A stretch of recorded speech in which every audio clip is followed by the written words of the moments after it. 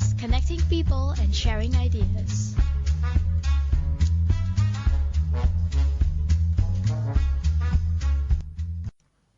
Hello and welcome back to Duran ASEAN. You're with Gowri.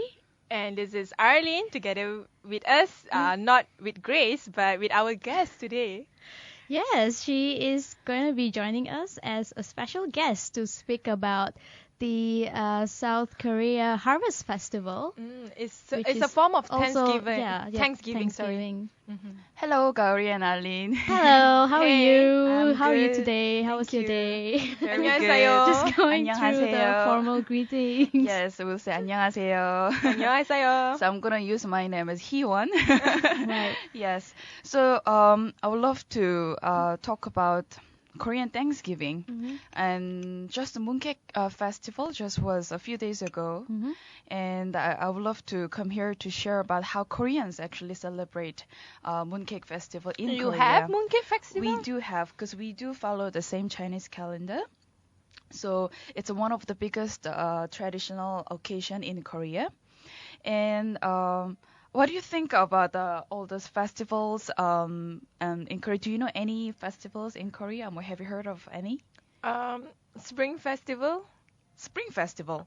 like the Sakura, it's not Korean. It's from Japan. Okay.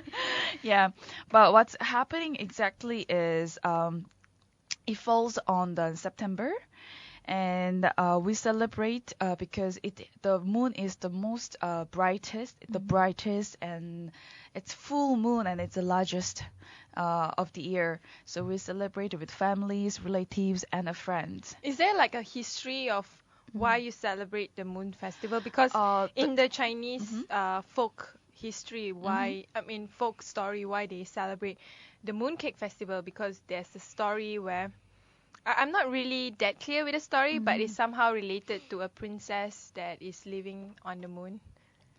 I also heard a bit of stories behind the Mooncake Festival, but the Korean version of our Thanksgiving, the story behind it will be because back to those long time ago history, we had a king and a queen. So it was dynasty.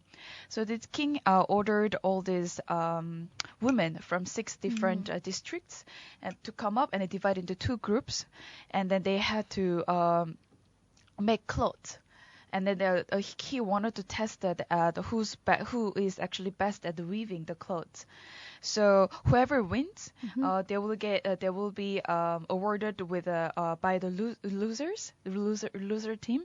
They will have to serve with the best food, and it got bigger and bigger and bigger, and that developed to our Korean Thanksgiving, and which we call it in Korea. It's called Chuseok. Chuseok, yeah. So is it the same as how you celebrate it in the US? Do you have your whole family get together and you have Yes. a large dinner? Normally, we'll gather a day before, like night before, and then we'll say hello and how are you, and then we greet each other, and then we stay over at a relative's house And say then hello, next how are day- you? And then in the morning, good morning, how are you? And you may not know those people. We do. Yes, there are. Thanksgiving. Yeah. It's supposed to be family gathering. So in the morning, we'll visit our ancestors' tomb, and then we pay our, bow to them. After that, we come back, and we'll celebrate with food. And food is most important, and it's highlighted in this festival. And it's amazing how you guys for Mooncake Festival, you guys do have the mooncake cake, right? It's so delicious, and you guys have a lot of flavors. And in Malaysia, we somehow make it into a fusion festival for the Mooncake Festival, where we have flavors that you cannot find in China. For example, the durian paste. Durian. Yeah, but in Korea we have this crescent shaped called songpyeon. It's actually rice cake. So it's one of the famous dishes when it comes to mooncake or chuseok in Korea, and it's really really delicious. Inside you get to have red bean or very sweet honey paste made like beans or any kinds, or even meat inside, the vegetable inside. It's filled with a lot of stuff. Is that the most important one? Food is highlighted. I wouldn't say it's the most important. The most important part of this festival is to get together, families and relatives and people that you know around, and you pay appreciation to them. You thank them for being together, and because nowadays people got busier with all this, their work and the businesses. So this is one of the best times for them to, see their faces and get to know each other better. So usually the holiday goes on for 3 days, a day before and the day itself and the day after. Right. And is it celebrated in Malaysia? If you visit Ampang or Mongkiara in KL, you will see Korean towns there. So they do sell food, like for example rice cake, that you can see from Korean supermarkets or Korean restaurants. They will celebrate. Or even if you visit churches or any community centers where they have Koreans there, then they will celebrate. You can get to catch a few of those scenes. Is this the biggest festival in Korea? It is the biggest festival. It is the biggest festival. So like in every country or every culture, they have like a highlight festival. For example, in Malaysia, for the Malay Muslim, Hari Raya and Hari Raya Haji is their highlight festival. And for the Chinese, of course, is the mooncake. And Chinese New Year. It's the Chinese New Year to celebrate the Chinese New Year calendar. And for Christians, of course, it's Christmas. But when it comes to Koreans, do you have like other festival other than the Thanksgiving? We do have a Korean New Year celebration as well, and we also follow Chinese calendar. So when it comes to Chinese New Year, it also follows the Korean New Year celebration as well. Do you have the same name for that New Year? We call it 설날. Yeah, so it's again different, but then the wording itself it derived from Chinese letters. Let me pronounce it 설날. Yes, you still sound foreign. Yeah, and also we do a lot of other activities, dancing, singing. We play games, and one of the most famous dancing is called 강강수월래. 강강수월래 is especially for women, where they will get together and they hold hands together and then they just dance while making circles, going around and sing. Yeah. Is there something inside the circle? Nothing is inside the circle, but they will face each other. Just now I misheard. I thought Gangnam Style. Not Gangnam, it's 강강수월래. Yeah. So it's somehow similar to Americans' line dance, where you just dance in a certain shape, either it's round or a line. When it comes to Korean family values, like is there a certain Korean family values within the Korean society where all this festival is very significant to the Korean life? It is very this particular festival is very important when it comes to family values, because this is one of the biggest festival. That's one thing. Second thing is they get to recall and remember their ancestors, grandparents, and also relatives. So they get together and instead of just being very official and just to go there and just to see the faces of relatives, they actually make their trips to go there, even if it is like a few hours a trip. They'll still go and visit them. Yeah, so the family value is very strong, and Koreans, they really do value family and relatives. We are very family-oriented people. And I want to know how much has the festival changed from when maybe you were a child to when you become an adult? How has it evolved over the years, or is it still the same? I wouldn't say it's still the same. It's more modernized, I will say. Before, I remember when I was younger, I used to wear traditional attire. It's called hanbok. Hanbok. Yeah. Hanbok. I wore it before when I was in South Korea once. It's the dress where it looks like it's you have very huge long arm wings there, and a long skirt. Long skirt. Yes, it's actually really beautiful attire, but nowadays people think it's not so practical to wear. So when it comes to this occasion, I don't see them wearing the attire anymore. But I remember I used to wear that before. And then also all those traditional activities like I mentioned, Ganggang Suale, or even games.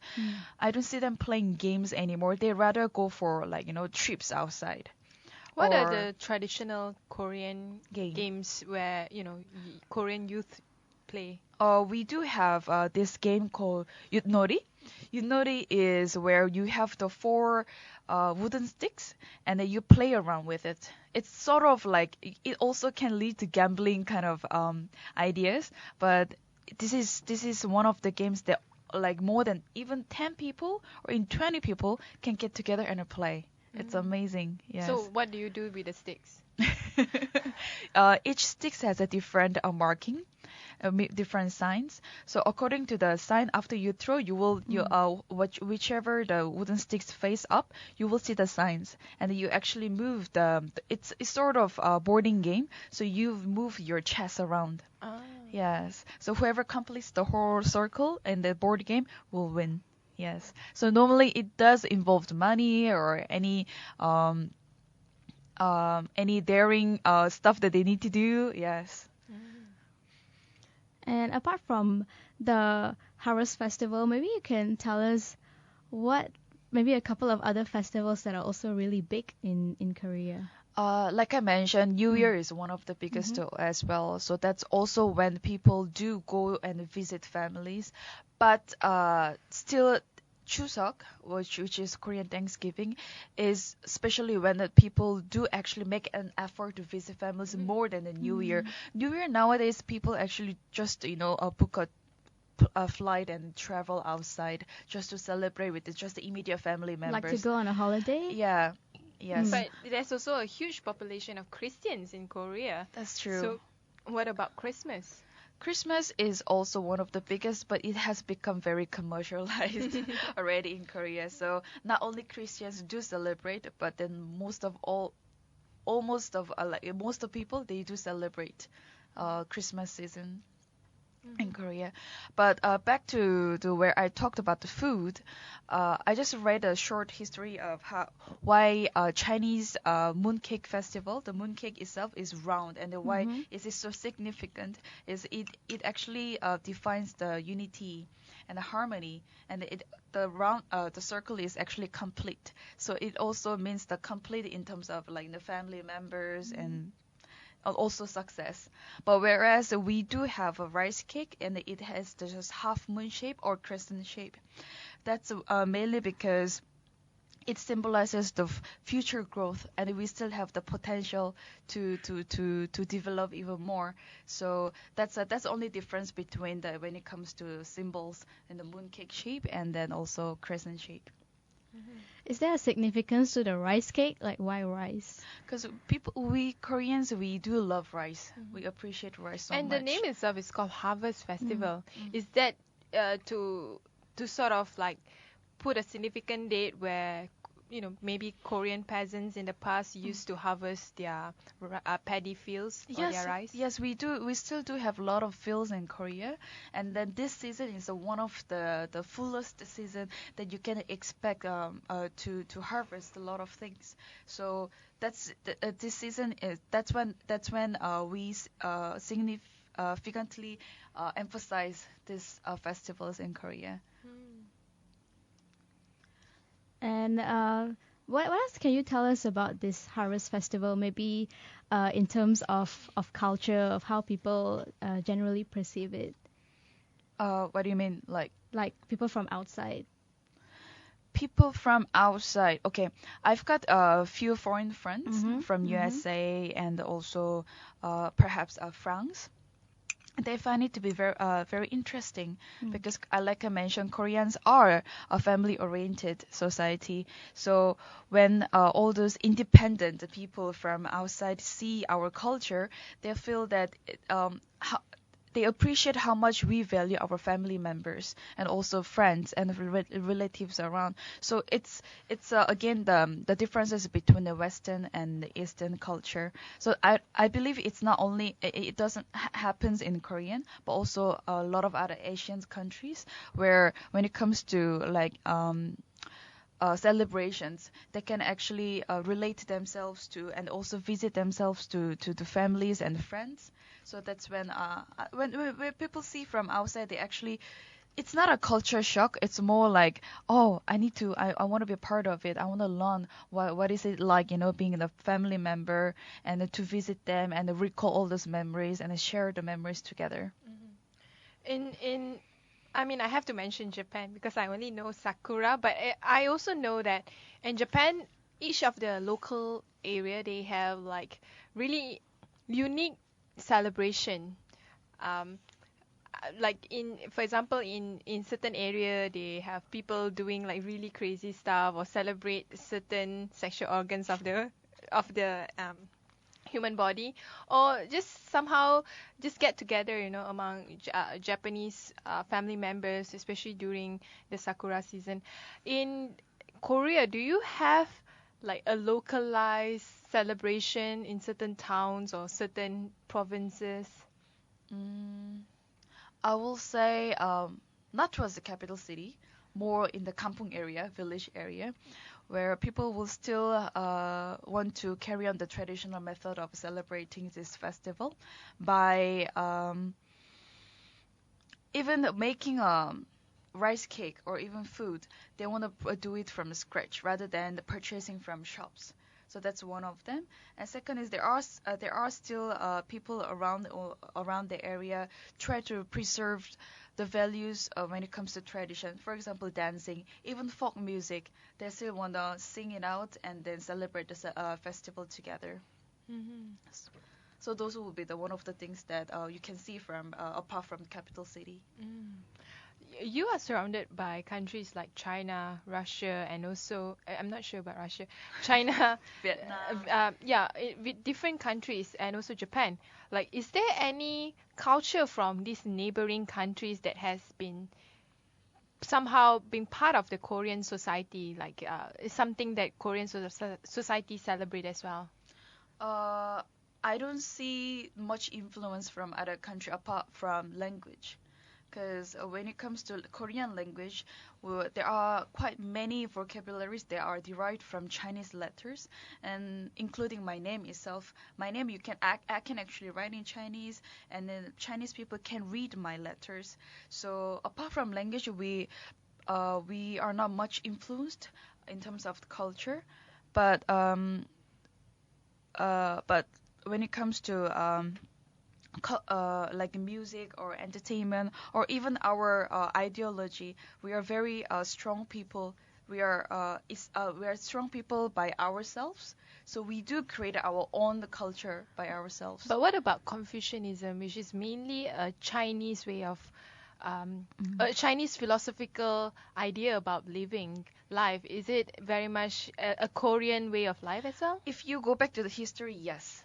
Historical wise, we are very influenced by the Chinese descent, but but again, it's again modernized to make it ours and the Korean thing called, yeah. So there has been a change from those days.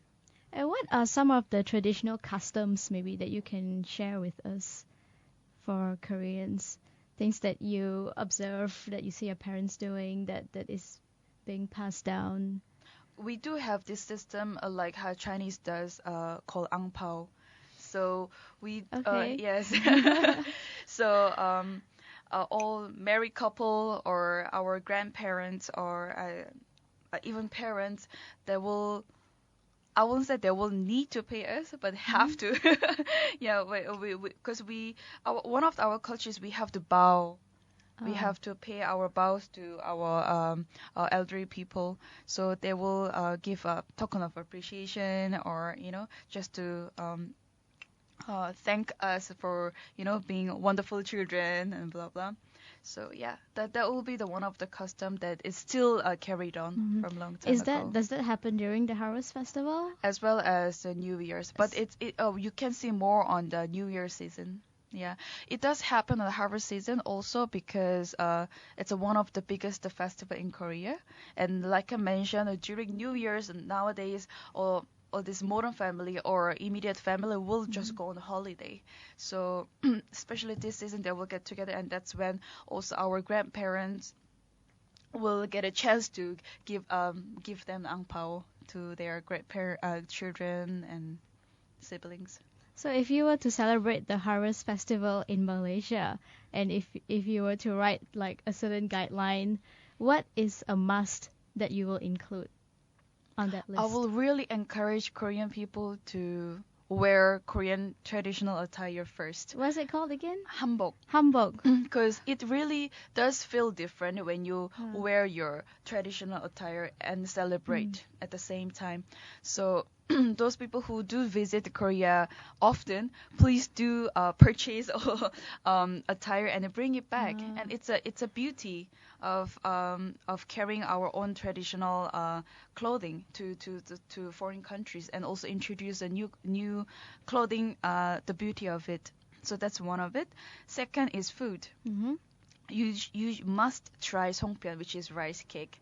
Yeah, it's some people don't like it because of the texture, but then I personally do love it. Yeah. So try songpyeon. You can purchase it from Monkiara or Ampang. But can you make it yourself? It takes a long time. Yes, but then I can. I also need a machine to make it very sticky, and yeah. And the third one is, why not try to listen to Korean folk music rather than going for all this modern mainstream music that has become very popular nowadays. So it's sort of gives you the idea where the Korean music actually came about. Yeah. And the hanbok, when you wear it, do you wear it for the entire festival when you're having dinner with your family? On the day itself, yes, not a day before or an after. But then when you see on that day, which is this year, it will fall on the September 15th.